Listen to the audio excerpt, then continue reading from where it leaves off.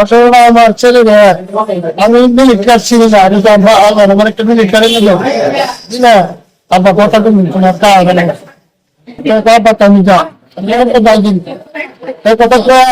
আমার ভিতরে বানাইছি মানে মুসিদের কাছে আর ছেলে আর এবার সাইকেলের ভাগ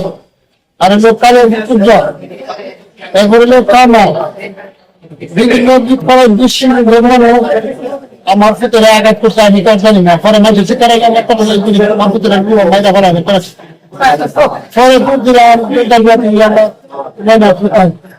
কোথাও পরে আমি পরে কোনো আন্দোলন না পরে আমি আর কিছু কোথায় না পরে আমার বাতিকা ছিল বাতিকারও আছে উপরে পাশ করে আরো বাইরে বাইরে কাছে বাইরে আমার ভিতরে আমি দিয়ে যাবো খ্রিস্টান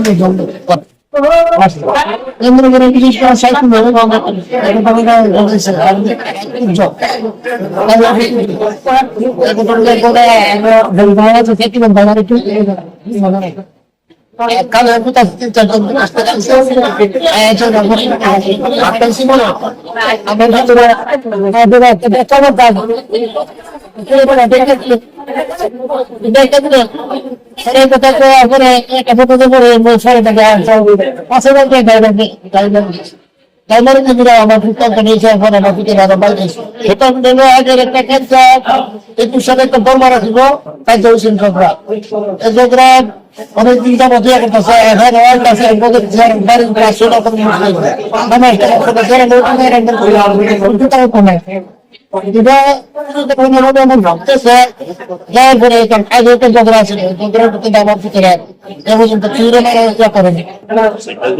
আমার এক বাইরে সুযোগ করে না সবাই না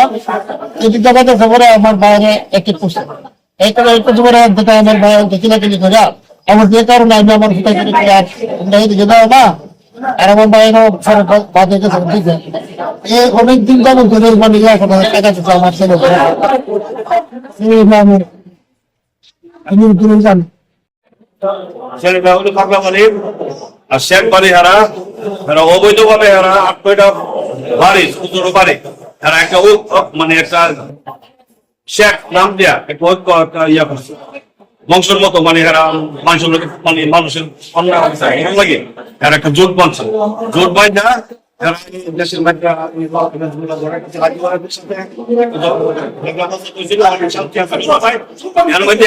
সুযোগ বুঝাই কাজটা করছে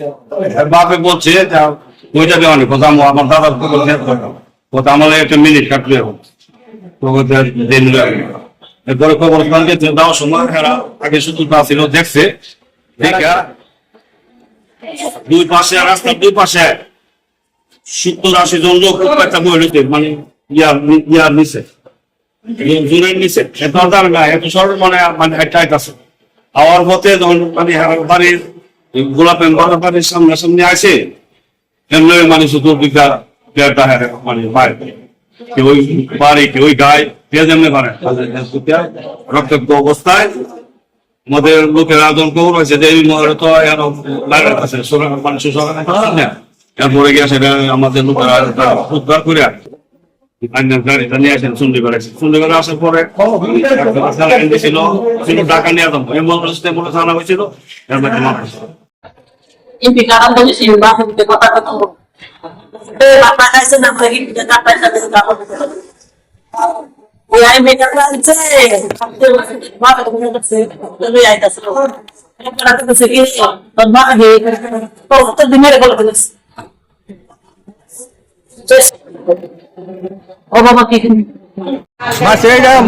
গোলাপ এবং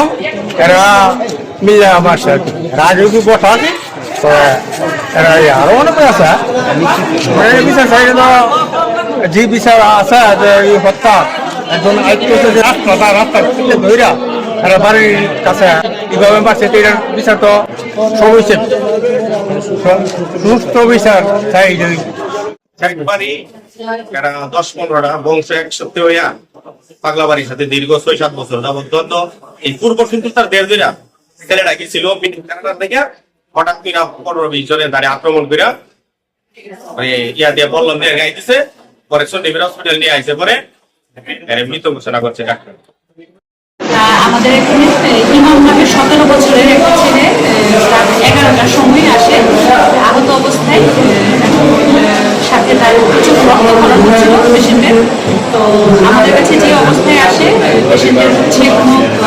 ব্লাড প্রেশার, পালস রেকর্ডেবল ছিল না, নন রেকর্ডেবল ছিল, বিউমিন ডাইলেটেড অবস্থা ছিল। তো সেই অবস্থায় আমরা যখন পাই রোগীটাকে, আমরা প্রাথমিক যে ম্যানেজমেন্ট আমরা সবটাই আমাদের এখানে করা হয়, স্যালাইন দেওয়া হয় 2 হাতে 2 লিটার। তারপর হচ্ছে পেশেন্টটাকে আমরা উন্নত চিকিৎসার জন্য ঢাকা মেডিকেল কলেজে রেফার করেছিলাম, কিন্তু ওনারা হচ্ছে আসলে এই সময় আসলে রেফারের জন্য পায়নি। 11-15 মিনিটে পেশেন্ট আমাদের ইমার্জেন্সিতে চিকিৎসারত অবস্থায় মারা গেছে। আমরা প্রথম থানা থেকে যখন আমরা খবর পাইছি ডিডি অফিসারের কাছ থেকে খবর পাওয়ার পর আমরা হাসপাতাল আসছি। হাসপাতালে আইসা এই অবস্থায় একটা ছেলের লাশ দেখতে পাইছি। ডাক্তারের সাথে কথা বলছি, ডিডি অবস্থা যেটা আসতেছে ডাক্তার বলছে হয়তো রক্তক্ষরণের মাধ্যমে মারা গেছে, পেশেন্ট অনেক কষ্ট হয়েছিল। তো আর ওদের লাশ শৃঙ্খল করা হয়েছে, শৃঙ্খল করার পরে ময়নাতদন্তের জন্য পাঠানো হবে এবং আইনি প্রক্রিয়া চালু হয়েছে এবং ময়নাতদন্তের মাধ্যমে জানা যাবে সঠিক মৃত্যুর কারণ। আর যতটুকু জানতে পারছি সে এলাকা মারামারির কারণে আঘাতপ্রাপ্ত হয়ে মৃত্যুবরণ করছে।